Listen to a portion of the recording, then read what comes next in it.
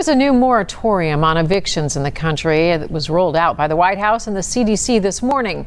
It impacts a major federal lawsuit in northern Kentucky. And as James Pilcher reports, it comes at a time when evictions are skyrocketing locally. The federal lawsuit brought by landlords here in northern Kentucky was actually put on hold today. That's because government lawyers representing Kentucky Governor Andy Beshear promised that they were going to match what the CDC did for a federal moratorium. That order, however, leaves a lot of questions for both landlords and tenants. The new order allows nearly 42 million renters across the country to hold off on paying rent until January, if they can prove they've been impacted by the pandemic and have made good faith efforts to pay their rent and or find a job. Tenants would still need to pay back the unpaid rent, and lying could bring a felony perjury charge. But it also bans landlords from evicting such tenants and allows evictions in other cases if renters don't try to prove economic hardship.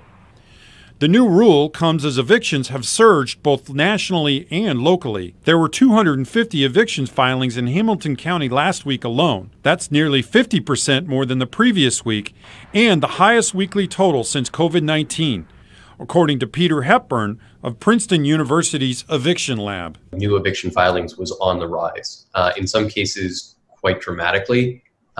We were starting to see a real ramp up, and that was before September rent came due. Housing advocate Marcus Ross says the CDC rules are a start, but that it only delays the inevitable if more rental assistance doesn't come from states or Congress. There's so many people that lost income or jobs entirely due to no fault of their own. The only way to help those folks is to provide emergency rental assistance. The federal rule could still face a court challenge from landlords such as Don Bruner. He helps run a company that oversees more than 2,000 units and is vice chairman of the National Apartment Association. Once it comes out officially, we're not sure what it's going to actually state, so that was brought out yesterday. We'll see what it comes out on Friday. We'll review it at that point. Lawyers for Governor Beshear deferred comment to a spokesman with his office who did not return messages seeking comment today.